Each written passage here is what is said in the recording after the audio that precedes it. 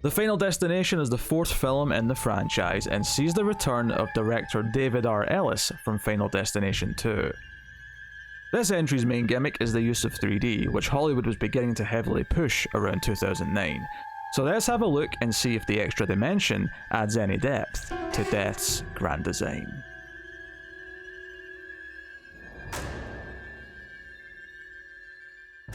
Welcome everyone to Screams After Midnight. I am Peter, and joining me as always is Tim. What's up? Welcome everyone. It's a horror movie podcast. We get together, we've watched a movie, and we'll talk about it. Maybe be insightful occasionally, hopefully give a few laughs, but generally speaking, just try not to completely burn the place down.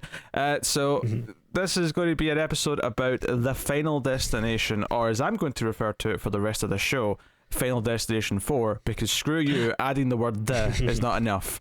We have been working through the franchise because we know there's a new one coming sometime later this year, allegedly.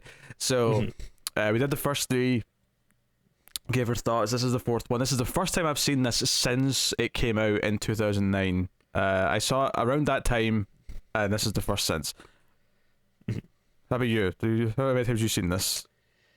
So this will be about my third. So I actually saw it in theaters. Wait, so was this the only one you saw in the original run? Yes. Okay, interesting. Which the reason for that was because I don't know why. It's not like he's a fan of the franchise, but for some reason my dad wanted to see this movie. I'm guessing it's because of the 3D. Like, this is kind of like, I guess, in the middle of, the 3D boom or whatever. What's interesting is it's not in the middle. It's actually kind of the start. No, the start. Oh, the start. Oh, okay. Sorry. This came out before Avatar did. Oh, okay. So that, and obviously the reason why it probably beat Avatar is because it's a horror movie and they can make those quicker, basically. Yeah. Whereas most movies that use the real 3D tech, came after Avatar, because that was the one that kind of was the big launch for it. This actually snuck in and got out first. And you would know it if you watched the movie, because the last act is like a propaganda piece for 3D cinema. So. Oh yeah. More on that later. I mean, even if you didn't make it to the last act, it's pretty obvious. Like every time there's a kill, it's the final. It's the Friday the 13th Part 3 syndrome, where there's a lot of sticky out things at the camera, and a lot of things flying and whatnot. So so oddly enough, I hadn't really seen any of the other ones, and then me and my family went out to see this one randomly. I guess for the novelty of it. So I saw it then, and then I saw it again, like I mentioned a few years ago when I did a proper binge of the whole series, and most of those watching for the first time. But yeah, this would have been the one that I watched again, and then I watched it today for the third time. Yeah, so this is my second time seeing it. I think 4 and 5 I never saw after their initial viewings, which is not to necessarily speak of quality. We'll get into what I think of the movie in a minute, but for whatever reason, 1 and 2 I saw a lot of, because I just they played a lot. I think 3 I saw a couple of times, and then 4 and 5 I only saw the once. So it was interesting coming back to this, because my memories of it were, it was kind of disappointing because it was the director of 2, but I remember it being a letdown compared to 2. It wasn't this return to the glory of 2 that I was hoping for. But at the same time, I didn't really remember a lot of it. In fact, watching it again, other than the fact, I couldn't have told you before I watched it that a lot of the ending took place in a movie theater, but that was one of the things that sort of clicked when I saw it again. But a lot of this, a lot of the kills in this, I did not remember at all. It was complete, I'd never seen it for a lot of the movies. So, I was curious to come back and see how I feel about it now, and sort of view it from a distance where I'm, it's just the fourth one now, right? Even though the 3D stuff does, no pun intended, really stick out in terms of how shoehorned in it is. But so I mean, the premise is the same as the last 3. The only difference being is that it starts at a racetrack. It's like a NASCAR race, and accident happens. Group of people survive because one of them gets a premonition. I'm going to call him not Miles Teller, because I was getting Miles Teller vibes from him, but he's not Miles Teller. He has a premonition. he has them all escape, and would you believe it, Death hunts them down one by one. I'm shocked. I'm shocked, and just I can't believe they thought of something so daring yet so original to take this franchise in a new direction. So, Tim, how do you feel about the Final Destination, aka Final Destination 4? So I'm not sure if this is kind of a hot take, because I don't really know what the general reception of this one is. I think all I really know of like kind of like the fan reactions is that I think most people consider 2 like the best one, which I mean I think we both certainly do. But yeah, for some reason this might not be accurate, but I thought this one didn't really have the best reputation. So I was actually kind of surprised when I would say I like this one actually. I don't get me wrong, it's not great.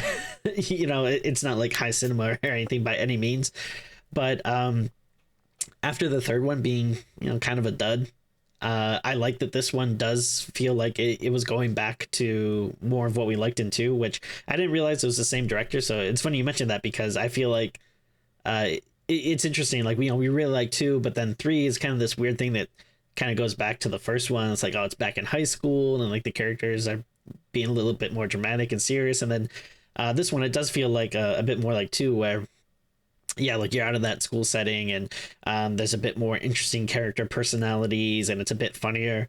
Now with that being said, it's definitely not as good as 2. It is, I'd say it is certainly a step down from that. And obviously all the 3D stuff and the effects, they really don't age well, but I think it does give it kind of like a cheesy charm. Yeah, because I think because of this the 3D like push, if you will, they decided to do a lot of it with CG, and the CG is pretty rough by and large.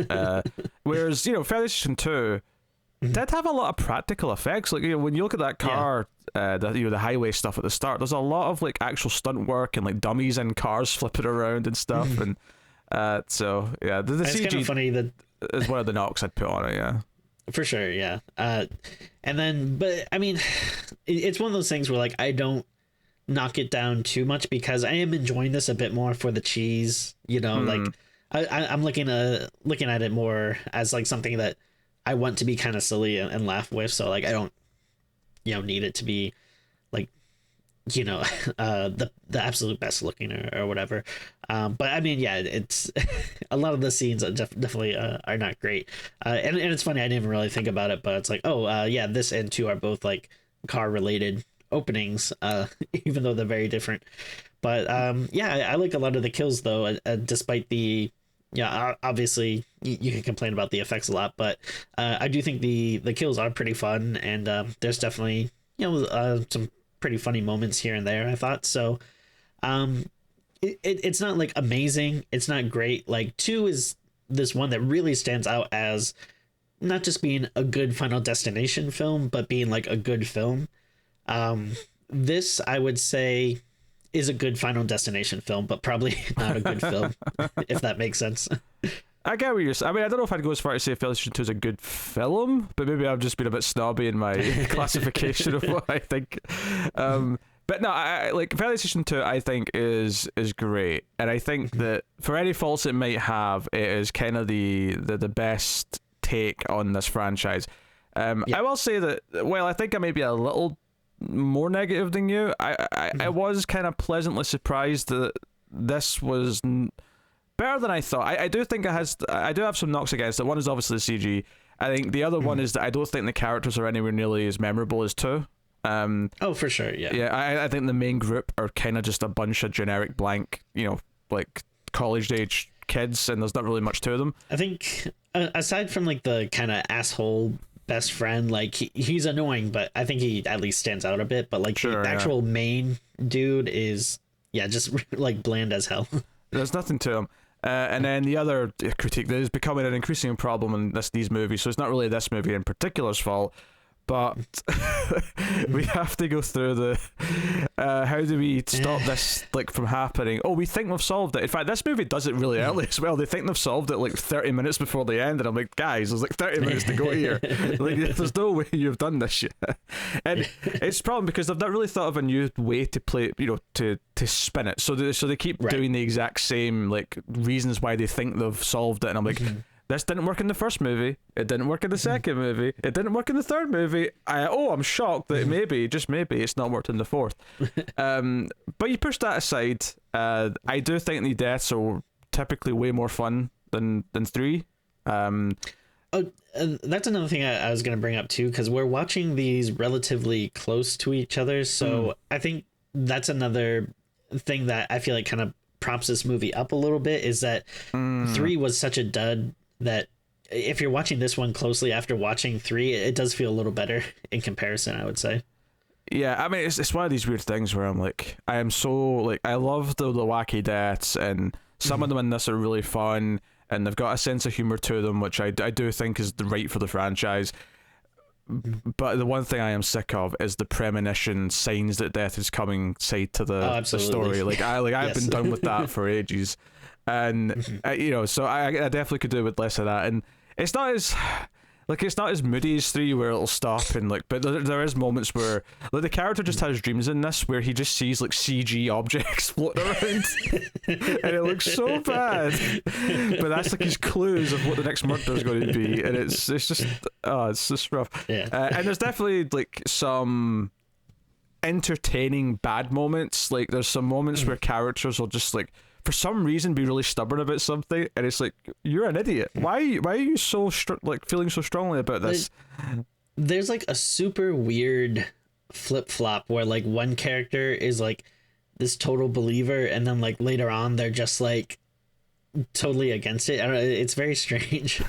How do we know everything that wasn't meant to happen the way it was? And I'm meant to be sitting here watching this movie in this I forgot I was gonna do a play on that for my intro.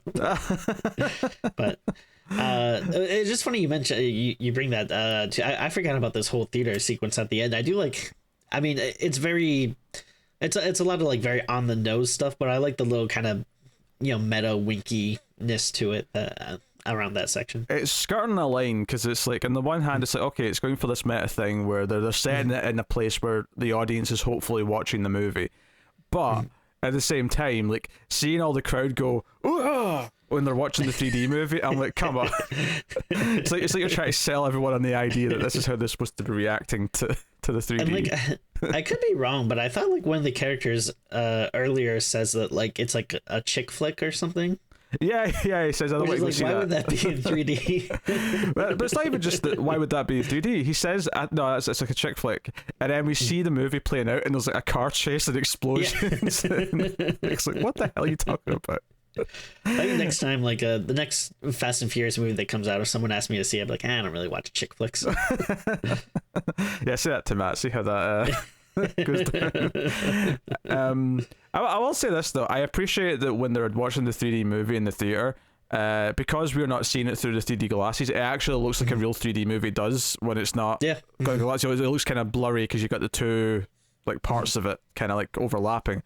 I was like, oh yeah, we're not, because I half expected it because it's a movie just to we'll just pretend it looks normal when you don't have the glasses on. Yeah. And so minor points for that, I guess. Yeah. But some of the deaths are fun, and it's a brisk enough pace. It doesn't overstay its welcome. It's like an hour 20 something. Yeah, I will say the actual plot setup of these movies is starting to like just feel like it's going through the motions, like to the point where when the characters research like, has this happened before? It's like it's happened multiple times. There was a highway thing, there was a plane thing. There's like, we've got all this research. Like at this point, we should just be able to accept that like this is the reality of the world, and everyone knows that this happens. So like, there should just be like, a 5-minute PSA that once they know this is what's happening, they can just turn it on, and every character is instantly on board. Yeah, we'll have to just get a letter from the government that says, You just survived a horrific accident. There is a small chance that you might have been part of a false escape in which death is now going is going to hunt you down. Kind of like when you get medication, is like, side effects may include. Yeah, it would be. I mean, everyone loves like referencing memes in movies now, so you just have. Chris Evans, Captain America, come sit in the backwards chair and be like, so you escaped death. You escaped a horrible accident. And now death's coming after you. Oh, so many possibilities. So the one like weird thing I was kind of thinking about watching these movies is I'm very curious about all of the like aftermath to these incidents, because like pretty much every death would be eligible for like some type of like civil lawsuit, I feel like, because it's like sure, always hinges on like so many like shoddy like products or craftsmanships. Like so many companies must be getting sued like in this universe, or like I don't know, like if there's people that like accidentally like I guess I don't know, for example, I guess a bad example in this movie or something, but like I was thinking like the lawnmower guy, I was like, would he be like liable in any sense like for that? Like, I mean, but that one I don't even know if anyone would even know for sure where that that came from him. Yeah. It's so quick and like off in the distance. I think when it's something like like a swimming pool, or in the last movie in the gym where the equipment like malfunctions and kills the guy, it's like, well, that dude's family is going to come knocking with some lawyers. I have to assume. I'm like curious if it's like, all right, is he liable for like criminal negligence? Like, is there possible jail time, or is it more just like, all right, you're gonna have to dig deep into the pockets? But maybe that's what this franchise is really about. Death is actually going after the insurance companies, and he's killing people in really weird ways so that people can claim all sorts of liabilities and things. Yes, there you go. You should have called this. You should have called this franchise. You should have called it Fair Destination. You should have called it Gross Negligence. Gross negligence. That's pretty good. Oh dear, Gross Negligence 3D.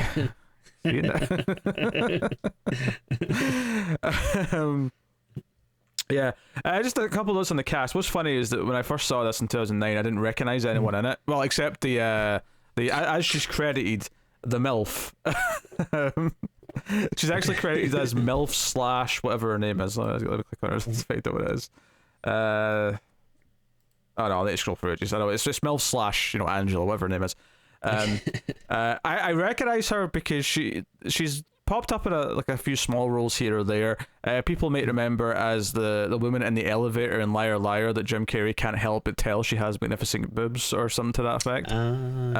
So she's in there, right? And that's the one person I might have recognized in 2009, because everything I saw her in was from before that. But two of the main group of four are actually CW actors. In fact, one's a CW actor who then went on to be in The Boys. So the main girlfriend is Patty Spivot from The Flash, and is also Butcher's wife on The Boys. Oh, okay. Right. And then kind of the other boyfriend, the one who's a bit, the one who drinks and has sex a lot, or at least tells us he does. Yeah. That's Nick Zano. He is Nate in Legends of Tomorrow. So. It was kind of like a weird feeling, like turning this on and be like, wait a minute, I recognize two of these people. And I wouldn't have done it at the time, so that's just kind of funny. So interesting. Future TV, I won't say stars. Star seems a bit excessive, but future TV faces. Sure. In this movie. So very good, very good. That's kind of all I've got to say about the cast, though. Honestly, like, the characters are like, I give them credit because they're not as like depressing to watch as 3, but they're nowhere near as entertaining as 2 and have that sense of fun. Like, I feel like the main guy is just there to constantly just like explain the plot and explain what the danger is, like scene after scene, and that's kind of it. Yeah, it's very strange that like. I don't know, like I feel like, I don't want to say like they do a good job, but like they give all this personality to like the kind of like one-off other characters that are just there to get killed, which granted they're usually very one note personalities. That's all right. It's like, oh, here's a racist guy or whatever. But if this is effectively a slasher movie, it makes sense that it works with just having one note characters that are there to be killed off. No, yeah, totally. But I don't understand why. It just feels like they're so intent on just having like the main characters just be so bland. Like again, except for I guess the best friend guy, but he's just so annoying though. Yeah, I would say the annoying guys. Well, it's not his girlfriend because they broke up like before the movie even started, I think. But like they kind of feel like they're two couples at the start, but it turns out like the other two aren't. But she does have some sort of bad funny moments as the movie goes on, where she starts to kind of like just, I don't know, flip flop between believing and not believing that there's anything going on. Yeah. But yeah, like there's not much of a personality there, and the main couple are just devoid of like anything like to attach to or latch on. And don't get me wrong, if you go back to FD2, like the main girl, played by AJ Cook, I can't remember her character's name. Like her and maybe like the cop, like they were kind of the main two, and yeah, maybe like compared to the other characters, they were more the straight men of the movie, and that's okay. Like that's kind of intentional, but they weren't as nothing as this. Yeah. So I don't know. But yeah, the movie does a reasonable job. Like, they're all in the crowd at this race at the start, and it kind of does this thing where it goes around them and kind of makes them, all the various characters who are going to pop up again somewhat memorable in some way. And yeah, I will say, we obviously will talk about what it is, and I don't think it's a spoiler to say that someone dies, but the racist guy's death is laugh out loud hilarious and over the top. I really like that scene. And it's obviously very intentional because he's the racist one. We're going to give him the silliest, most ludicrous death that we can think of. I think that was at the moment where I started to be like, oh, you know what? I think I like this movie. Like, it's I agree. me over. that was the moment where I thought, oh, maybe this is actually not bad, this one, because I didn't, because the race, the actual accent at the start, I think is one of the weaker ones of the four so far. There's a couple of good moments, like there's a couple of good things flying at people, but unlike like the highway in 2, because like everyone's kind of in one location and they're just trying to run away, there's not as much like variation to the deaths, if you will, Yeah, well, it's kind of funny, is I actually would put this as like a second in terms of the opening, because I mean I think 2 is obviously the best. That takes the cake, no question, and I do think it is like a far reach from 2, but I mean the thing with like the first one is almost non-existent because all it is an explosion. Like, oh yeah, the first one didn't do the over the top elaborate like one by one death thing. So so I feel bad, but I do put the first one kind of last, even though they didn't really have that like in mind, I guess, to be like a thing for the series. But then I don't know, just the roller coaster one, I really did not like. I don't know, it really didn't do much for me, so I like it better than that one. But I do agree, though, it's a far step down from 2. I would like it more, probably. I think it's because like some of the things that happen, like this is probably where the CG maybe hurts some of the deaths the most, is this opening. For sure, yeah. Because you have like really obvious, like one of my pet peeves in like modern movies especially, and this counts because this is anything from the last like 15 years basically, is fake like or CG smoke or whatever. Like, see, something about CG smoke and like fog really sticks out to me when it's not done well, and there's a lot of that in here when like the cars start to explode and stuff, where there's just kind of this like faint mist, and then like when people get impaled, like the metal pipes or whatever look really fake. There's a lot of a lot of that going on in this opening. But yeah, so yeah, I suppose before we talk about any of the other deaths, we'd have to get into spoilers, but sure. Yeah, I mean, I don't know. Maybe I'm giving the special effects a little bit of a pass, because they are pretty bad. But I don't know. Sometimes they're so bad it did make me laugh a little bit. So I guess I gotta give them credit for that. I guess it's just because they were better before, right? At the very least, they did enough of it without CG before that it was never too glaring. Like, I don't think there was any moments in 2 or 3 that stuck out as bad effects-wise as what a lot of this movie ends up feeling. Yeah, and that I can think of. I mean, probably in 3, but honestly, I don't.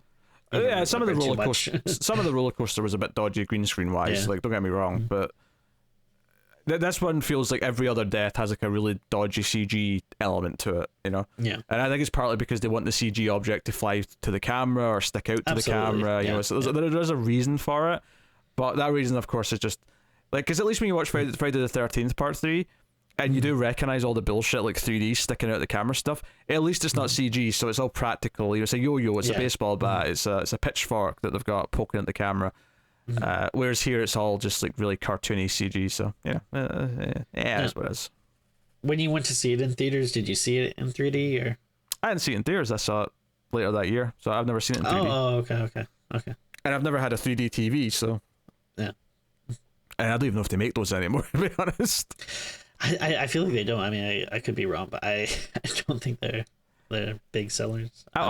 Maybe this still exists, but it's just like it's like a feature that's in the list. So if you really want one, you have to look for it and make sure you get one.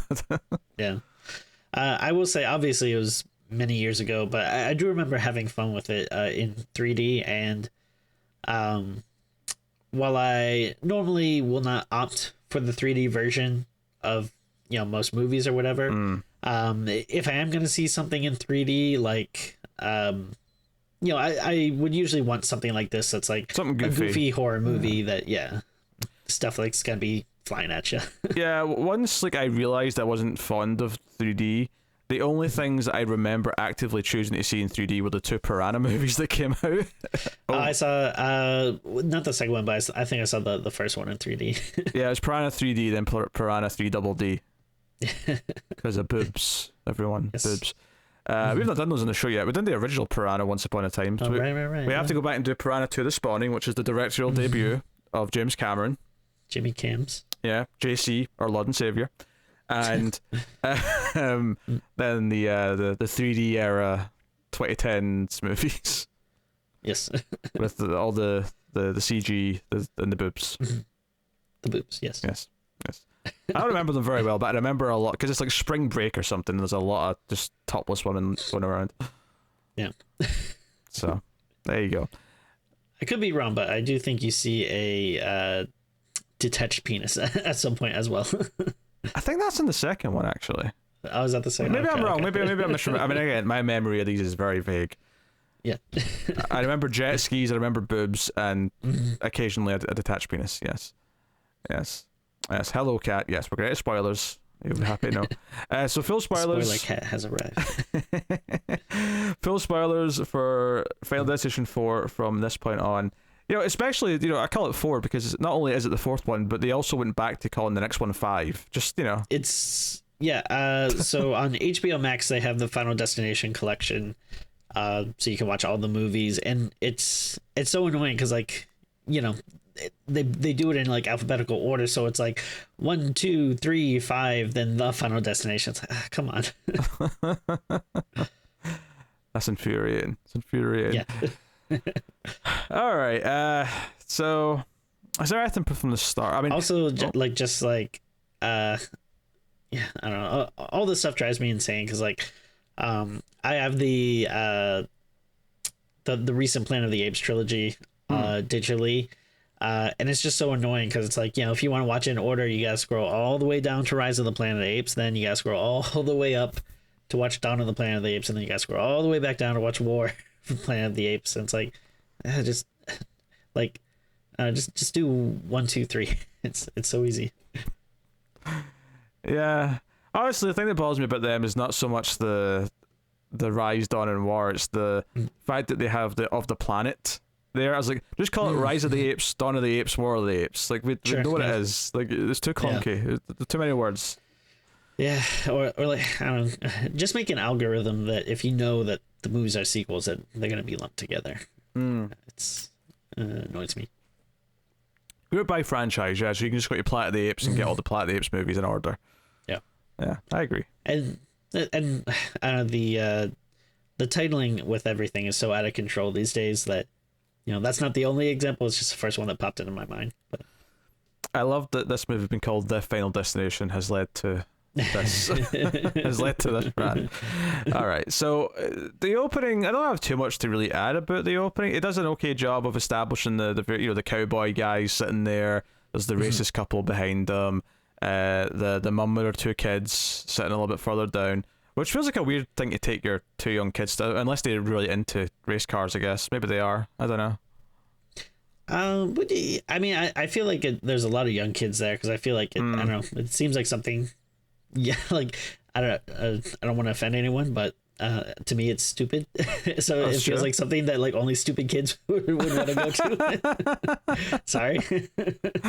I mean, I agree. It's boring. Well, I mean, Hunt, the annoying best friend character, he says he only comes to this because he hopes to see a crash. Like that's what he's hoping for. So you could argue that stupid kid mentality. That's true.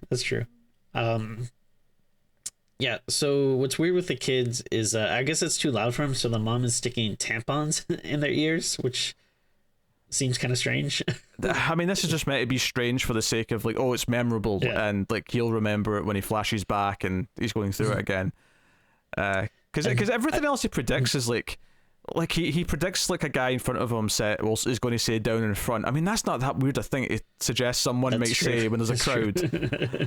But the tampons in the ears is really specific. Like that's a hard one to get right. Yeah. But it does make for like a very funny thing, like when you're doing like a serious recollections when he's like, because he's like being like very dramatic, but he's like down in front, and then the woman's gonna put tampons in their ears, and I think like the friend says like that's a lot of tampons for one woman.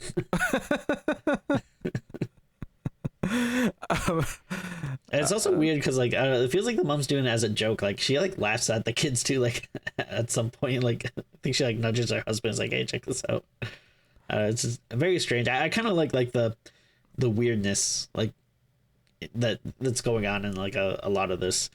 It's also funny that it seems like there's like usually you would have like I don't know, like just kind of like one asshole character, and like at first I thought like the person in front of him was like, oh, like this is gonna be like the annoying macho asshole characters, but then like there's the racist guy behind him, and like no, we're gonna have like you think that guy's bad, well check out this guy. Like yeah, I mean, obviously the notable death here is probably the first one, which is the tire that comes flying and hits the woman in front of them, which I actually do appreciate that the first death gets to work early in this one. You know, before they waited like 3 months before they started killing people off. Like the first woman who like gets killed after the accident it's like right when they're outside the accident, and like they're all yelling at each other trying to figure out what just happened, and like presumably the same or a similar tire comes flying over the seats and like hits her from from inside the racetrack, and does the exact same thing to her where it just like obliterates half of her body. And it's like, okay, all right. I appreciate the quick sudden death immediately after you think they've all survived. It's like, okay, one of the people who you thought was going to be part of the group of survivors didn't really become part of the group of survivors. So like, okay, that's all right. Yeah. I was into that. As far as the deaths inside the racetrack go, I mean, the main guy gets impaled at the end of it. He sees as his girlfriend gets crushed by something, that the other two get engulfed in flames.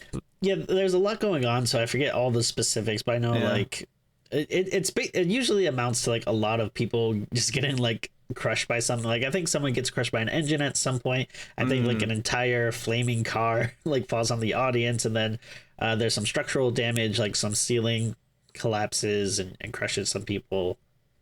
And then I forget if the mom like that gets like kind of trampled. I think that's not the actual death, but I think before that she's like just maybe trampled. Yeah, one of them gets trampled for sure. I mean, I do appreciate that it did have all the little teases of like, oh, you see like some like oil leaking from something that's going out of the road to sort of explain why the flames are going to spread, and you see, like the fence, like the bolts are rattling a little bit as the cars are driving past, so the fence is not that strong, and like it does all the little teases. I think I don't know much about like NASCAR, but I imagine it's a bit safer than this. Yeah. I think what's weird about this one, and like compared to 2 and 3 at least, maybe not to 1, but is that a crash on a NASCAR track is pretty commonplace, right? Yeah. So I will say the teases almost feel a little bit redundant because you don't really need to set up the idea that one of the cars is going to skid out of control and start a wreck of some kind, you know? That's true, yeah. So it's like almost a little bit pointless, but I do appreciate the foreshadowing and stuff because that's part of the fun. It's like, okay, what exactly is going to trigger the big accident? What's going to trigger the deaths, you know? And that's not just for the first scene, but like as we start doing the the mum's at the salon and like there's all these little hints like, oh, the body butter's like squirted out of the floor, and the chair keeps like, you know, it's one of those chairs that's adjustable and it keeps falling down, and like, oh, is the hairdresser going to like accidentally stab her with the scissors because the chair's going to move at the wrong time or something, you know? That's the fun stuff. Absolutely, yeah. So this is good. They all just kind of go off and do their own thing. But the racist guy, because his wife was killed inside the racetrack, he blames the guard, who's one of the other main characters, and the guard's black. So this guy is just going into uber racist mode. He blames him for the death of his wife, and he decides to follow him home after the sort of the service, you know, the memorial service, and he's got like a tow truck or whatever it is, and he's brought up with him a cross. He's going to burn a cross in the guard's, you know, house, in front of his house. So you're like, okay, he's going to like die horrifically very quickly because like they're setting us up to hate him completely.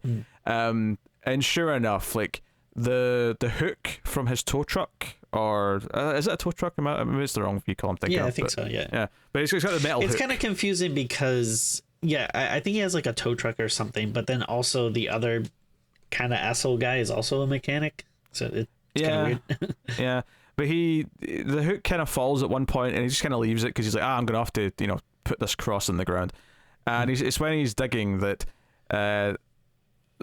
you know, the truck starts moving, like the brakes like turn off or whatever, right? You know, and he runs over, and this is just some of that, you know, Final Destination, you know, things turning on or off, or, you know, stuff's twisting when no one's touching it, which I don't love as much as something that feels more natural, because this actually feels like, no, death actually took the brakes off, like it had to. Sure. You know, but he comes right over, he's trying to get in, and I don't know how the fire starts. I can't remember why the fire starts, but well, I mean, you know, presumably, you know, because he's going to light the cross on fire. Yeah, so he's got he's got some flammables with him. Yeah, so I assumed it was kind of like the lighter fluid just kind of getting all over the place, and then I don't know, like stuff like scraping on the floor causing sparks or something like that, I figured. But he's dragged across the ground by the metal hook. Eventually he gets caught by it. He's dragged across the ground, and actually before he even gets dragged, there's a moment I want to bring up because this really made me laugh. It's a really bad acting moment where, because normally when we talk about bad acting, we're talking about dialogue or something. There's a moment here where he's like chasing after the truck because it's getting away from him, and he's running after it, and the way his arms are moving is kind of like ooh, like he's really upset about it, and he's kind of like waving his fists in frustration, and it really made me laugh. But what's really funny about there you go. Well, what's really funny about that is up until now, like everything this guy has done, it's been played very menacingly. So like, you know, as a viewer of the movie, like you're supposed to kind of, you know, take him seriously. I mean, I think he even like uses like the N-word and stuff.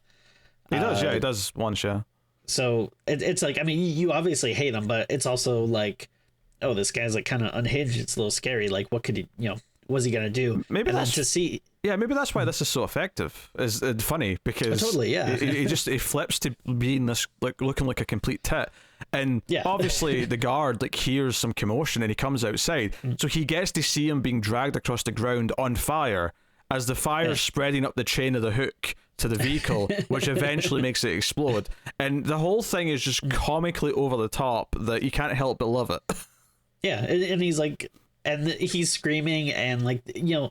And again, it's not in like a gruff macho kind of scream, like, oh, it's like in a very like, you know, like wacky kind of way.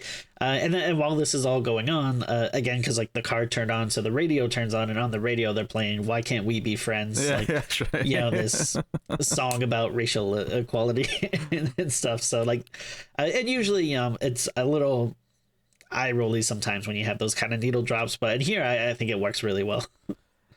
This was exactly the tone shift that the movie needed at this point, I think, because Exactly. Yeah. because like if it was going to try and play it all straight, like at this point, some of the deaths at the start were wacky-ish, but like it still felt the characters were acting really serious. But this was the moment like, oh no, there's a sense of humor in this one, and I'm pleased for that. So yeah, and I don't know if it's kind of a weird thing too, where I don't know, it feels like especially kind of effective nowadays, where I think, I mean, not like racism ever didn't not exist or something, but I don't know, I feel like at the time, like it wasn't constantly like in the news or on the forefront of our thoughts and that kind of thing, and it feels like the last couple of years it's something that's we all kind of have to deal with and realize that, oh, this isn't something that has gone away or whatever. So I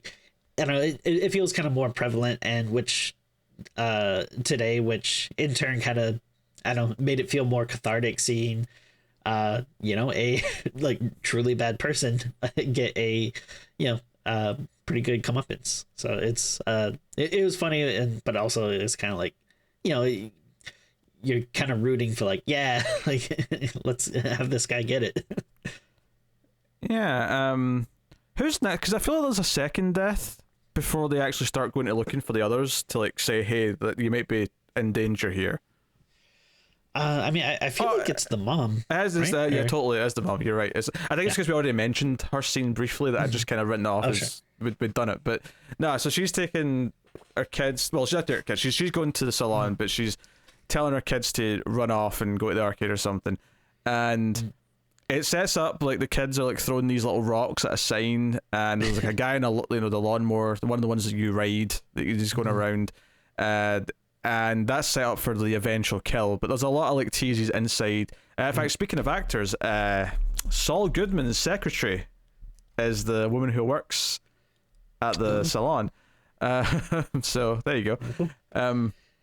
So at first I felt a little bad for the mom. It's like, she seems like a hardworking mom. Like, you don't want to see her, get killed or whatever. But once I realized, though, that she's like coming into this place like 10 minutes before they close and being like, oh, come on, like, can you just squeeze me in? Like, I don't know, as someone that used to work retail and would... I was going to say, Tim, when were you in a salon? I can't imagine. Well, like I worked at a like Blockbuster, and before that I worked at Pizza, and there's nothing more annoying than when it's like 5 to 10 minutes to close and you're getting everything ready and you just want to kind of close and get right out there, and then someone comes in like, oh hey, like, you guys still open? It's like you have to grit your teeth. I'm like, yeah, but we're closing soon. And everyone always says the same things, like, oh, I know exactly what I want, I'll just be like 2 minutes, and then they end up browsing and asking you a bunch of questions, and it's very annoying. So I didn't really have any sympathy for this woman. Maybe a bit harsh. I don't know if it's deserving of death, but I did appreciate that the actual hairdresser who sees her, like, she looks like she wants to kill her. Like, the second she sits down, she's like, I get it. I was getting ready to leave. I was going home to do whatever I do with my spare time. Yeah. And you have come in here, and because this is not a quick thing. Like this, she's getting her hair done. She's getting like her nails done. Like, yeah, like if it was just like a quick trim or whatever, like fine. But yeah, it looks like maybe she's getting some coloring or something done, and then like pedicure. This has to be at least an hour, maybe more than an hour of like time. This is not like a guy getting a buzz cut where it's like 3 minutes of bzzz and that you're done. Yeah, go exactly. Yeah. So. Yeah, but like there's all these little there's the ceiling fans spinning above, and that eventually falls down when the kids come in and like slip and drop their slushies. I did laugh that there's kind of a lot of similarities between this scene and the tanning bed scene from the last movie. Yes, because there's slushies. There's also it's like some type of like lotion or something that falls on the floor. Yeah, and then also a salon and a tanning salon. They're pretty similar. Yeah, they're the same type of person might use both, I guess is what I'm saying. Oh, for sure. Yeah. It's a biting critique on how much emphasis we put on beauty. Yes. I mean, most women use a salon, but you know what I mean. Like it's it's an extension I of use a salon. it's an extension of this is a similar thing where it's like taking care of your appearance and stuff, right? So yeah, there was some similarities there for me, but this was obviously different because you had the kids and you had all the and this idea that like both the workers in this place wanted to kill the kids because this poor woman who had to stay an hour late or 2 hours late, however long this took to do this woman's hair. The last time we see her, she's sweeping the slushies that the kids have spilled all over the floor. So she's doing extra work that she didn't normally have to do. Like I'm sure she always sweeps the floor because it's hair, but sweeping hair is very different to sweeping and cleaning like spilled sugary drinks. You're gonna have to get a mop or something. Yeah, because just sweeping's not gonna do it. There's gonna be so much sticky residue. Yeah, so if anything, I was almost disappointed that we didn't see her walk out after because basically what happens is the lawnmower guy rides over this stone or little rock and it goes flying like a bullet into the mum's eye when she's coming out of the store. So I was almost disappointed that the hairdresser herself didn't walk out, see it, and like react, like not with like the fear that the receptionist was, but more with like,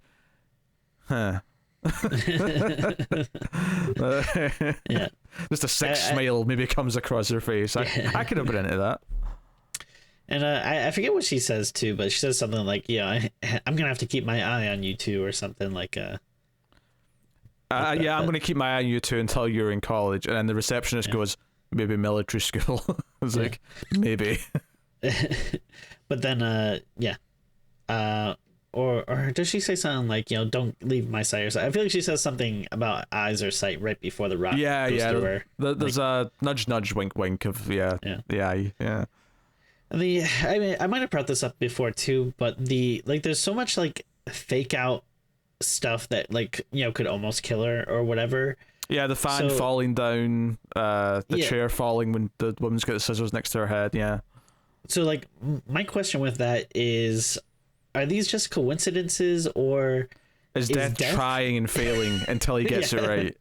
So okay, well that didn't work. All right, let me try for the fan. Okay, god damn it. All right, well let me just do the rock then. Like this is the sort of thing where it doesn't make much sense when you think about it in the context of, well, if death's this good, there shouldn't be all these little failed attempts. But this is something that they've realized as filmmakers makes these scenes more fun for the audience, is to have all the fake outs. So yeah, I'm nitpicking, but also like this is what's entertaining about it. Like yes. Yes, no, I love the fake outs of all the other things that might kill them. Like it's part of the fun. So yeah, that's after these two pop up in the news, right? It's like, oh shit, I've done my research. Flight 180, blah blah blah blah. And and it's funny too. I like the little callback where, she like her regular hairdresser wasn't there. She's like, oh yeah, he like didn't come in today. Like someone on his street was like dragged burning. Oh yeah, down. That was funny. Yeah, for a second I was like, wait, he's a security guard and a hairdresser? That's a very multi-talented man. No, obviously it's someone else on his street, but still. Yeah. No, so they go and find the mechanic who's like the husband of the woman who got like squished with a tire. Which in and of itself is kind of funny that he's a mechanic and his wife got killed by a renegade tire that came flying out of nowhere. The bitter irony. Yeah, but they go to his work and like he's not really happy to see them, and then there's a moment where like one of them like hits a lever by accident, and all the cars that have been held up, like one of them just like goes whoosh and like sort of comes down. Nice. And would you believe it? The guy's manager's like, "Hey, you can't have civilians in here. Take them outside." So his death, I mean, the CG is not great, but it's a fun enough idea for a death that it would have to be done with CG that you kind of forgive this one. But there's a fake out again where like one of the vans that they're working on like rolls down the hill and it stops just before it hits them because like the wench is on it, so it just kind of like pulls back, and so it's like right in front of, he's like sandwiched between a fence and the van, but then he like squeezes out of that. What's kind of funny about it too is it's like inches away from killing him, And then like the other guy just calls out like, "Hey man, are you okay?" And he's like, "Yeah, I'm fine." I'm like, if that was me, I'd be like, "Yeah, I need to take the week off. Like I almost died. Like I'm traumatized." But he scooshes over, and then do you know, I don't even, what is it that flies at him? I can't even remember. Is it an fire extinguisher or something like that? So I don't know if it's an extinguisher. Maybe it's like a tank, gas canister. Yeah, like a tank is something more stronger. Yeah, because a fire extinguisher would not be strong enough to. That's true. To do this. Yeah, let's add more kick to it. yeah. Good point. Yeah, like some type of like gas or air container. Or something. Don't get me wrong. I'm not saying that in real life this would actually do this either, but a fire extinguisher definitely would not, even in movie logic. So yeah, it's something. Whatever it is, gas canister flies at him at such force that it actually pushes him through the chain link fence, and we get like almost that cube effect of like the squares or diamonds of flesh like falling through the other side of the fence. It's like okay, he got mashed potatoed. This is fun. And which again is kind of funny because that reminded me a lot of the the fence kill from 2, where like someone kind of gets like sliced up. Oh, with the barbed wire fence, yeah. Yeah, it's a little similar. Yeah, I so it's kind of funny that like not that like a lot of these things, not that they're necessarily like rip-offs, but like I don't know, that stuff that feels like reminiscent of the other films. Well, that's the same director. He's got a type of death that he enjoys, and he's going through there's an eye death, that was the ladder in 2, and that's here true. It's the mum with the rock. So I mean, yeah, maybe we'll talk about it more properly because I do it in the end too. But we didn't even talk about how the like the opening credit sequence, which has the like it's the X-rays of like all the old deaths. Yeah, so you see the ladder going through the guy's eye in X-ray form and stuff. It's very reminiscent of like the kind of like the more recent Mortal Kombat games. Does that a lot. Yeah, hell, maybe that's inspired that. I don't know. I was wondering. I was trying to. I mean, I could have looked up like what came first. Because they feel very similar. But, I don't know when the first. I don't know what the first Mortal Kombat did that, but it could have been after this. So I don't know. It's somewhere during here, like they're trying to figure out what the order of deaths are, so they break into the racetrack, which makes them run to the guard, who then sort of starts helping them. He's actually, I may be skipping over a death here, but I just want to talk about his thing first, which is he basically just like after another death, he just accepts that he's next and that it's coming for him, and he would rather just do it himself and just get it over with rather than like live in fear. So. We have this thing where he's like an ex-alcoholic, or he's a recovering alcoholic, I should say, not ex. It doesn't work that way. But he is like maybe going to have a drink and kill himself just to get it over with, because as he puts it, he thinks that's what God wants. If death's coming after him, then and maybe that's adding some lore to the series that God's behind this, so isn't that a bit sinister? But. They find him like hanging from like a noose, but he's not dead. He starts like moving, so they sort of like obviously they run over and like get him down, and then this plays into like, this thing that was introduced in 2 and used a little bit in 3, which is that if you're not next, you can't die. And he's like, I've been trying to kill myself all day. I tried taking pills, I threw them up, I tried to asphyxiate myself, the car wouldn't start. It's like, and I was like, there's almost a really dark comedy of like a character in one of these movies try to murder themselves repeatedly but just not being able to do it.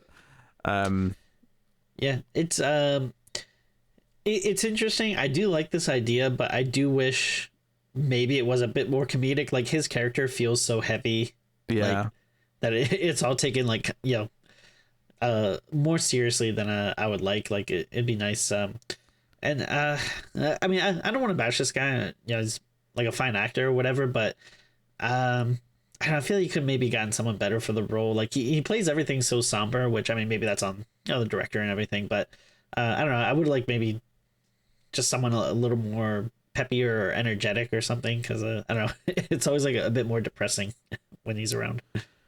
Yeah, that's fair. His actual death later on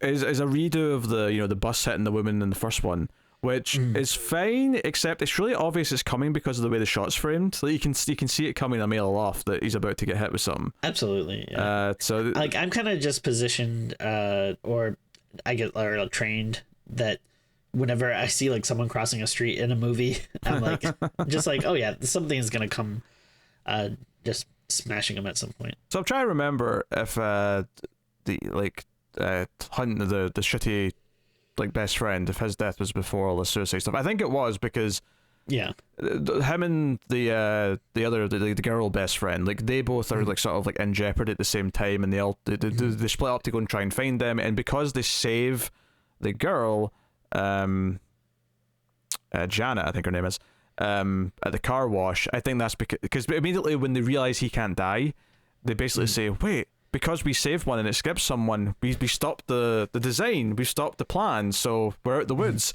And that was like a frustrating like moment in this movie. One, because it's like a good half hour left in the movie still, but also because it's like they've never, like in the previous movies, they've never thought that they've solved the whole thing because they managed to save one person. It was always like, we have to save everyone on the list before at least we think we've done it, kind of thing. So this was especially egregious, where I'm like, but even in the other movies, they didn't think it was over at this point. And maybe this Survivor is just a little bit more dumb. Yeah, because we get to this point here where it does that kind of skip ahead, and they're sitting having coffee as if like it's the end of the movie, and like we're about to get the oh no shock, like things are still going, but it's not. Yeah, we should talk about the dual death / near death of the two best friends. So the guy's at a swimming pool. He's just been having sex in a tent at the swimming pool. He's not very generous though. He no, lousy lover. No. He makes sure he finishes, and she's like, "No, what are you doing? No, I'm not done yet." He's like, "I've been done for like 4 minutes," and he just starts looking at his phone. He's not interested anymore. His death is that he gets sucked into the what would you even call it? Pool drainage system. Yeah, like it's sucking in water, and he gets sucked in until eventually it sucks in his insides because it gets so strong, and then out through the pump, like his like intestines come flying out. Yeah, I do like that the setup of this is just like really showing like how much of an asshole this guy is. and I do think it's kind of funny that even beforehand they're like discussing like what's going on, and he's just like, I'm not sure if he did actually believe it or not, but he was kind of like, well, if I'm gonna die, I'm gonna like at least try to go get laid. But the other best friend seems to think that that like, oh, that might actually be something to this. But I like all the stuff at the pool is just really setting up how much of an asshole he is, like just poking a hole in this kid's inflatable raft and like all this like jerky stuff. Yeah. Meanwhile, the woman Janet, she there's like bird shit on her window, so she goes into the car wash, and I mean, there's a series of unfortunate events where the car ends up filling up with water as she gets her head stuck in the sunroof, where the sunroof closes as she's trying to climb out, and she gets her head trapped there. So we get this really funny visual of the car like being like taken down the car wash slowly, as with her head sticking out the top, soaking wet. It's a really funny visual. Of course, Patty Spivot shows up and like runs in and like helps like pry open the sunroof and gets her out and all the rest. In fact, she actually drives the car in and pushes her back before she hits the... I'm not so sure though she would die from her head getting into like the the spinny washer things. I feel like it would be unpleasant, sure, but I don't think she would die from it. Just hold your breath for like 10 seconds and you're probably fine. Yeah, no, I was thinking the same thing. I was like, I mean, I imagine a human person could go through a car wash and probably wouldn't feel great, but also probably wouldn't die from it. But I mean, again, that's another thing though, where like, oh, she is gonna be a millionaire because she is just gonna be able to sue this like car wash company into oblivion. Yeah, after even for the near death, it has completely destroyed her car. that's at least something right there. So. But I do kind of like this. I forget if we've like kind of had this before, but I like this like dual, like death kind of going on. Because like you're saying before, like the fake outs and stuff are the fun thing, and I like the going back and forth and being like, okay, like which one's is it gonna be, like which one is like the real death, which one are they gonna be able to save, So it was fun. Yeah. It's because they effectively died at the same time, more or less, in the opening. So it was, it's the idea being that they're going to die more or less at the same time again. So it's a fun sequence. They kind of they treat it as this big action moment when the main girl kind of drives the car in and like pushes her car back and comes in to be the hero. So yeah, it's a fun time. With the asshole's death, like, you know, like you're saying, like, oh yeah, like you could probably survive a car wash. Like similarly with him, like I feel like the suction like for these pools is not meant to be like that powerful. Yeah, it's not dangerous levels of you know. Yeah, this is like a high pressure like suction. This is like the sort of equipment that might be used to, like, I don't know, clean out, I don't know, dodgy like debris or gas from like a building or something that pulls it out at like a high rate. And essentially it's like his ass.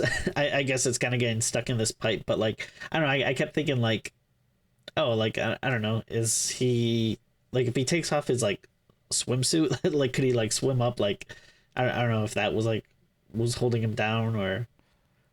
Also, it's just kind of funny that it's like it seemed like a pretty busy pool. Like, is no one else seeing that there's a guy just? No one's noticed. Well, I guess it's kind of a catch-22 in the sense that because he's blocking the drain, the water's not draining anymore, so no one's noticing any water going away. Oh, sure. So maybe that's the logic. I mean, I don't know. I'm playing devil's advocate. So after the whole suicide thing, which comes after this, they're like, oh, I guess we solved it because we saved one person. That must be it. And then, of course, the news comes on that the cowboy guy survived, but is heavily injured and in the hospital. But he was supposed to die, but because he never got asked to move because things changed, it's like, oh, shit, he must be next. We have to go to the hospital and save the cowboy guy. His death's pretty funny. And he seemed like a nice enough guy, which is why this is kind of a sad but really funny death. He's in the hospital. He can barely move. And it's the floor up above him. There's like an old man getting like one of those big metallic therapy baths, and he's up in the hoist, and like he's waiting for the doctor or nurse to put him in the water, but he gets called away. So he's like, "Oh, I'll come back in a minute, Mister So and So." And this old man's just casually like, he's not racist like the neo-Nazi was early on, but he's just like casually old man racist. Yeah. Saying that he like, do you know you're kind I killed in Korea, and the guy's like, dude, I'm Chinese, like I'm not I'm not Korean, and the guy's like, man, not much difference, is kind of his attitude, but he starts freaking out immediately when he sees the water overflow. It's actually really comically quick, where the nurse or doctor must have just walked out the room and it's already overflowing the edges. Like, didn't he think he was already near the top, so maybe he should turn the water off? I don't know, but basically the water starts dripping through the ceiling onto the cowboy's bed. So the cowboy actually ends up like managing to get himself out of bed, and he's like crawling like a zombie almost, just crawling. He can't use his legs, he's covered in bandages, he's heavily injured. And our main guy and the bodyguard show up at the door just in time. The cowboy turns and looks at them, sort of goes, "Help!" And then this huge, heavy, metallic bathtub just falls through the floor because the water is like too much for the floor to take, and completely squishes them. It's a funny death. The main character does like feel, I don't know, particularly kind of useless. It's like this is like the second death in a row where he like shows up just right in time to watch someone just die. 3 if you count the mechanic as well. Oh yeah, sure, yeah. But yeah, because I guess we didn't really mention it too much, but like the asshole friend, like basically his insides get sucked out and like they just explode through the pump of the pool. So like when the main character gets there, he just sees this like eruption of like, or this geyser of blood. Yeah, so I guess that's the other problem. Not only is he really bland, he's also an idiot who like basically achieves nothing the entire movie, except when death decides to give him another like, or whatever's intervening to give him visions, gives him like a second go round for the end, because none of the other movies have done this, but this movie pulls the cheap trick of doing the flash, like the cut back to, oh, that was all a premonition. So when he's leaving the hospital and the bodyguard gets killed, he actually goes back to that. The bodyguard dies right away again anyway, so it doesn't save him. It's kind of funny the second time because it's like the character just like has no time to react, which to be fair, it's like, yeah, he wants to go save his girlfriend and stuff, so he needs to move fast and stuff. But it is kind of just funny that the old man dies so fast, and he's just kind of like, oh, no time. No time. Got on the move. Because the girlfriend and Janet are at the mall. They think everything's okay, and they're going to go see the movie. And then there's some teases, and when they're in the mall, of like the remote control car hitting their foot, and like this heavy thing being like helicoptered above the mall, and all sorts. The thing that's kind of weird about this too is like it seems like I'm not sure how much time has passed, but it seems like people are like really quick to be like, we solved it, like let's like immediately start planning our vacation and stuff. Like I would be like, all right guys, I think we're in the clear, but let's give it like a couple of months. Like you know what this is like like you can relate this to the pandemic pretty easily. Like people are like, just so easy to be like, well, that's over, right? I mean, we can start going out and having fun. It's like, guys, like let's give it some time, for God's sake. But and also it's like, okay, even if you do think you beat it and stuff, like still one of like your best friends has just died, so like aren't you thinking about like funeral arrangements? And no, he's toasting with champagne, saying life's too short, we should do everything we ever wanted to do now, we should go on a trip, we should do this, we should do that. So anyway, the first time through though, he races over to the mall, and they're already in the movie theater watching the film, and for some reason the girlfriend at this point starts to get the she doesn't actually get premonitions, but she starts to get those weird feelings and noticing the signs. It's like, this might sound weird, but what if things aren't supposed to, what if things are still wrong? What if that's going to happen? But basically what happens is that they're constructing new screens at the theater. They're adding like 6 new rooms, so there's like some construction workers doing stuff, and like basically like some tanks of gas like end up like spilling, and there's like, or the kerosene or whatever it is, and it all builds up to like an explosion that happens where the explosion in like the constructed theater that's happening is behind the screen of the one that they're watching the movie in. So an explosion happens in the movie, and then the explosion actually happens and comes through the screen, literally. This has the weird, like, this may be my favorite moment of the whole movie, just because it's so dumb, is the Janet, the other woman, when the main guy finally finds what room they're in, because he goes into a few different theaters and just sort of shouts, hey, girlfriend, what's her name? Laurie! And it's like, people are just like, piss off, dude. But he eventually finds what one they're in, and he goes up and says, like, oh, the cowboy died, the bodyguard died, like, we have to go. And for some reason, Janet just, like, with her 3D glasses still on, goes, no, maybe this was always meant to happen this way, so I'd be sitting right here watching this movie. And she refuses to go, and then, seconds later, the explosion happens. She gets impaled with, like, a metal bit of rebar, and, like, nails her in the face. She's almost like a new Pinhead, the way she gets hit in the face with nails. And the thing that's especially weird about it is, like, she was so receptive to everything, like, early on. Like she was the one, like, it seemed like she, I don't know, was kind of, like, spiritual or something. Like, she was like, oh, like, yeah, like, this was, like, we have to listen to your warnings or destiny or whatever. Like, yeah, like, we got to be careful. And then, I don't know, now all of a sudden she's just, like, very stubborn, which it doesn't really make any sense, but I don't know. Again, don't think about it too much, I guess. This is someone saying, no, the pandemic's over, damn it, we got through it already, everything's fine. And then immediately, bleh. So there's that. But then obviously that's not the end of it, because the main guy and the girlfriend do get out of the theater. They feel the impact of the explosion, but they're out. Everyone's abandoning the theater now. Everyone's like running down the escalators. The explosion is like triggering more chaos, so there's more explosions, there's things falling down. Eventually the death, because it teases us earlier where, and it's funny that we just did a bonus movie on Patreon, the same thing. Phantom of the Mall, where someone gets caught in an escalator, because it's teased here where like her shoelace, because she's bought new sneakers, apparently the main guy likes her in sneakers, that's his fetish apparently. Yeah, I can relate. I feel like this just adds to his blandness. It's like that's his thing, sneakers. But anyway, she gets her lace caught. You want me to caught. pick up something sexy for you? Yeah, can you wear some like sneakers? Can you wear some sexy?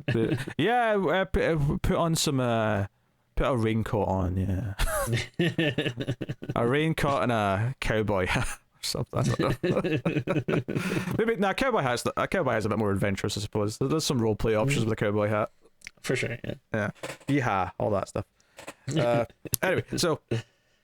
There's a tease where she gets a shoelace cut, and I actually thought this was a funny little moment where she starts panicking and the music starts playing as if it's this tense. Oh no, what's going to happen when she can't? And then they get to the top of the escalator with their lace cut, and it just pulls out at the end, and it's like, oh, that was nothing. There's nothing dangerous about this at all. It's not powerful enough to do anything.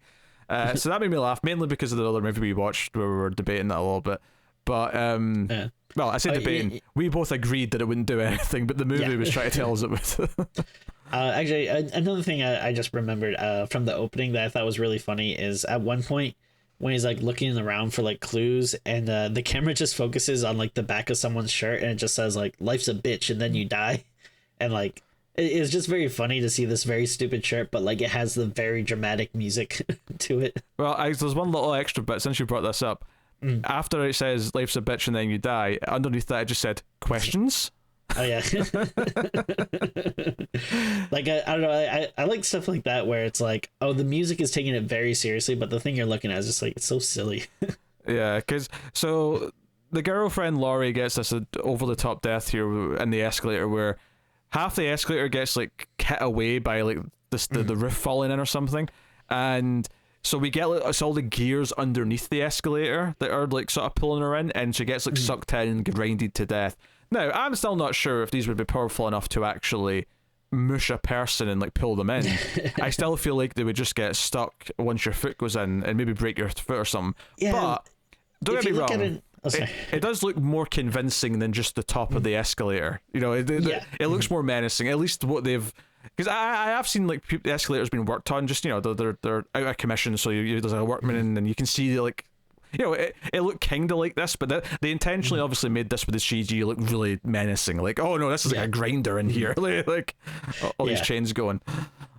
Yeah, because I don't think like escalators are really built for like speed and power. No. Like, if you ever look at the way they move, it's not. They're gentle stairs, as one might say. But yeah, I do think the scene is effective though. Like I like how over the top and menacing it looks, and then it does get like pretty gory and stuff. I like the scene. Yeah, it's part of the silly fun. But then it flashes back at like the start of the movies. Of like somehow he's had another chance to solve all this. Why the characters in 1, 2, and 3 didn't get this chance, I don't know. But sure enough, he makes it to the theater quicker. So instead of going to the theater to actually get them out, he goes to the construction area where they're building more theater screens and tries to just like stop the fire and the explosion from happening. And this is pretty comical as well, because like he actually manages to like put out the first fire that starts with the fire extinguisher, and then he like sort of jumps on like the last little bit. But then immediately a spark happens behind him and sets another bit of rags on fire. And then he gets the nail gun, like fires and like nails his arm to the wall. I did actually kind of also think it was quite funny that he goes to like, because the plan here is just to have the fire, the what do we call it, the fire escape, not the fire escape, the alarm, the fire alarm, the sprinklers. Well, no, that's eventually what he does is he gets the sprinklers. Okay. No, but he tries to like hit the fire alarm to like so the building will evacuate. But I actually really liked where he goes to press it, nothing happens, then he looks up, and because it's a room that's under construction, it's not connected to anything. The cable's just kind of dangling, and I'm like, that actually makes a lot of sense that they've not finished installing that yet. You know what? Yeah. Fair enough. Amusing. But he eventually turns on the sprinklers, which saves the day. And apparently he's a bit of a local town hero for this. Like he's in the newspapers and stuff. Sure. What would be crazy? I feel like, there would be people that would make documentaries about this town because, like, I mean, just imagine what the news cycle is. Is like, hey, remember that like 1 week where there was that like giant explosion collapse at the racetrack, and then that guy like lit himself on fire down the street, and then that person got sucked into a pool, and then like the movie theater at the mall exploded. Like that would be an insane couple of days. Almost exploded. Almost exploded. Yes, right. Because obviously it's changed now. He's fixed it. Yeah, He stopped it. True. So we get the typical Final Destination ending where the three surviving characters are sitting at the table in the coffee shop, and like, you know, he starts seeing signs, and for some reason he tries to sort of deduce that, much like what Janet said at the movie theater, like, this was the plan all along, was to get all three of them to sit here and at this time. And I'm like, wait, so that brings in some serious questions. Why go through the effort to try and kill any of them before? And that vision that let you save them from the previous thing, if the plan from the start, from death, was to get you at this table so a car could come through and like kill you all in X-ray vision, then like, is death the one sending you the visions just so it can have a fun game of hunting you down? Is death behind the visions in the first place to be like, ha ha ha? Like, is death like the predator in that it wants a hunt? It doesn't just want to like kill everyone easily. It wants to have them be scared and running from it. And I mean, yeah, actually, that's an interesting idea. I wonder, if there's a motivation like that, like death is bored and it wants a challenge. That could be interesting. I don't know if that is really what the movie's trying to say, if I'm just like getting there based on this like stupid little ending that they've tacked on. Yeah, I would say the movie probably doesn't think about it too hard. Yeah, but sure enough, yeah, car comes. It's very Spider-Man 2. It reminded me of Spider-Man 2, the way the car comes in the window, but when it just goes to hit them, it switches to the X-ray mode, so you don't actually get to see it properly, and the credits start playing as they're getting, you know, an X-ray mode, getting just completely obliterated by the car. And then I think is it here or in the beginning where it shows like kind of like a lot of the classic like it's the start from the series. It's the start of the movie. Yeah, it's the opening titles. We get all the classic deaths. Yeah. So the X-ray stuff is fun. It's kind of interesting, I think. Yeah, it's sort of like you get to see some things that it would just probably look too stupid in live action because it'd be too quick. Because it's in slow motion as well. It's like all the X-ray stuff's in super slow motion, so you can see kind of like how one of them gets all their teeth knocked out, another one gets splatted on the wall, and you know. So, but yes, so it ends with them all dying. Not that I wanted Eddie's characters to survive or come back, so that's okay, I guess.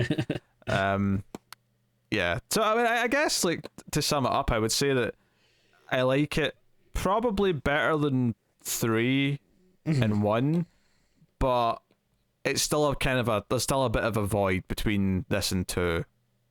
For sure, yeah. You know, I think there's some fun qualities to it. There's some fun deaths. There's you know, enough reason to watch it if you like this kind of thing. But ultimately, I'd say 2 is the only actual good movie in the franchise. But I mean, maybe that's harsh. I don't know, but that's where I'm landing on it. Yeah, I mean, I think I'm a little bit more positive than you, but not too far off. Like, I had fun with this, you know, for kind of delivering a lot of what I want in a Final Destination film. But yeah, it's always going to be hard to live up to 2 because that, I don't know, just really went like above and beyond. So I don't know.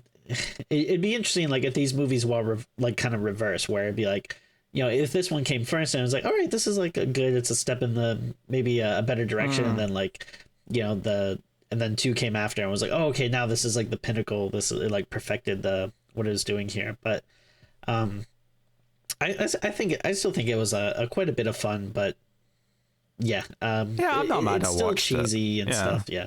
It's an easy watch. I'm not mad I watched it. It's got some fun stuff in there. It's a cheesy, silly time, and if I think if you are going to enjoy it, you'll get something out of it. That's a weird sentence because obviously you are if you enjoy it, but you know what I mean. Like obviously there's a lot of people who just will not get any charm from this and will just hate it, and that's fine. Sure. Like I get it. Like I can't really argue with anyone. Now I do remember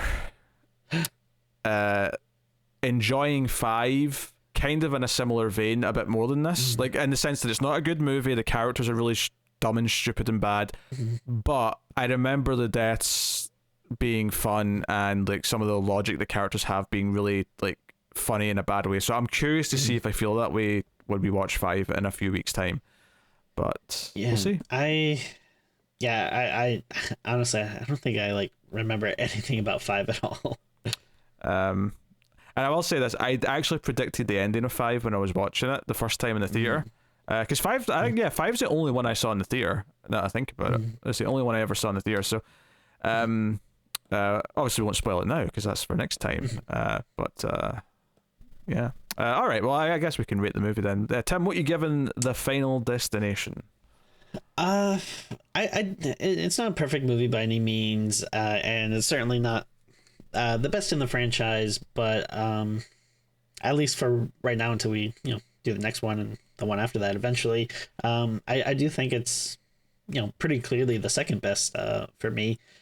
So I'm gonna give it like a decent score, but nothing. But I can't go like too great. So I think I'm gonna give it a 6.5, which to me it's kind of like just shy of like being actually good. Like I think it's good for a Final Destination movie where like okay, it delivers some cheesiness, some like over the top characters, some fun kills, but it doesn't really give me that little something extra, which I can say that like 2 did. But yeah, the unfortunately the effects are definitely a big hit against it. They're outdated.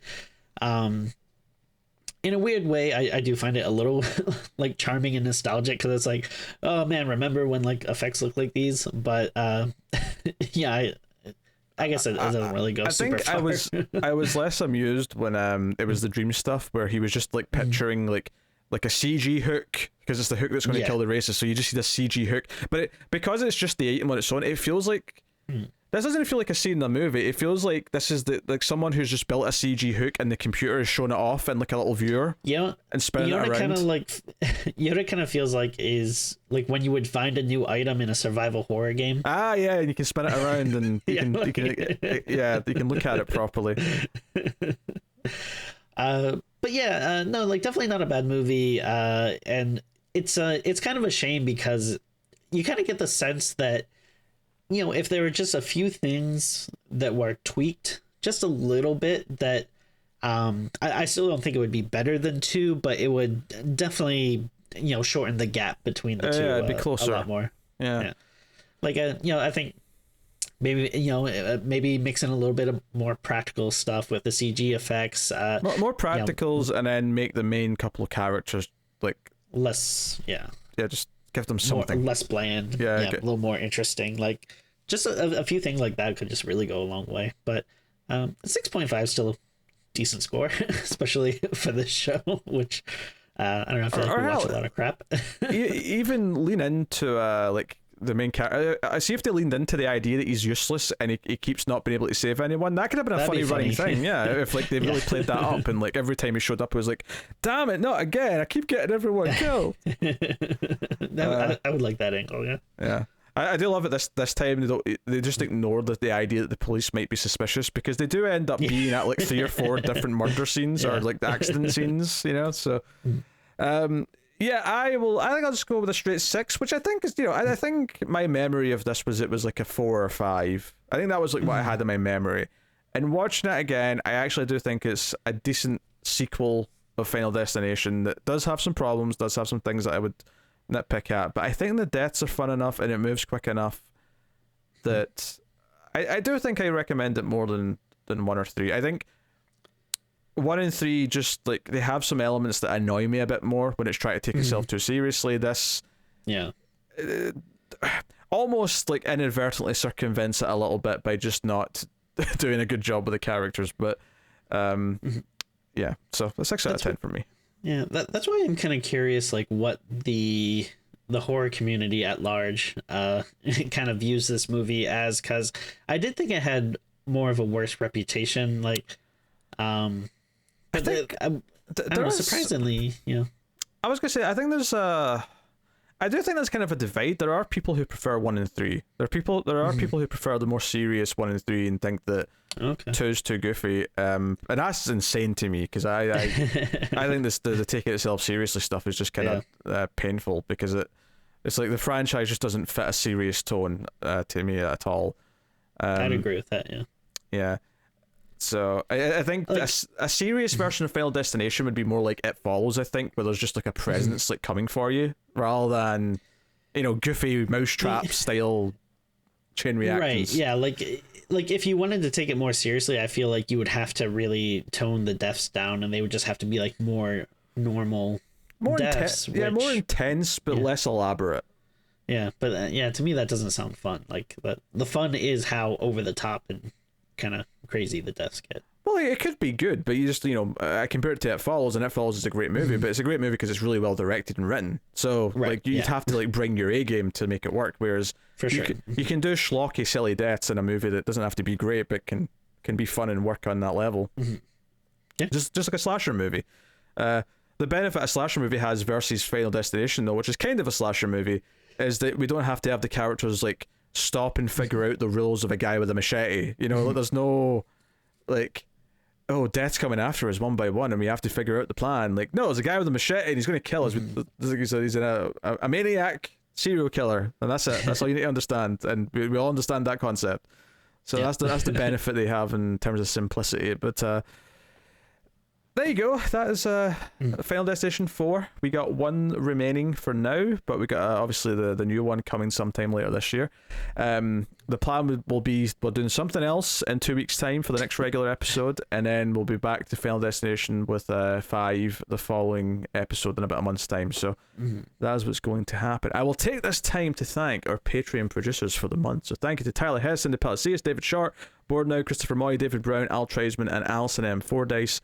They are Patreon producers for the month. You can, of course, support us over at patreon.com/MailFuzzTV and get some bonus if you're troubled. The bonus episodes, you get one a month at the $3 tier, and then you get even more streams at the $5 tier. So if you at the $5 tier, you get 2 things extra every month on Patreon, as well as early access to the show by a day. So if that's of interest as well, you go over and see what you want. And one thing we just brought back as well, the voting tier is the $10 tier, which is you get to vote on an episode once a month of Ace. You get to vote on pilots, but for streams you get to vote on what the next bonus episode is going to be. So the current vote is on Patreon right now, with 3 fairly critically acclaimed movies that came out this year. I think one may have been late last year. I think the 3 choices are Hatching, We're All Going to the World's Fair, and The Innocents, which all have had some praise from the critics. So we'll be doing one of those 3 as the bonus episode next month. So if you're a $10 or up patron, make sure you go and vote and have your say in what we catch up on. But go and have a look at all that. You can also just hit the super thanks button on YouTube if you want to make a one-time contribution. Any support is obviously greatly appreciated. You can also support us in simple ways by liking, subscribing, rating the podcast on iTunes, get us on Twitter at Screams Midnight, and share us out on there. But that is us. So thank you very much for joining us. We always appreciate it. Keep watching scary movies, and we will see you next time.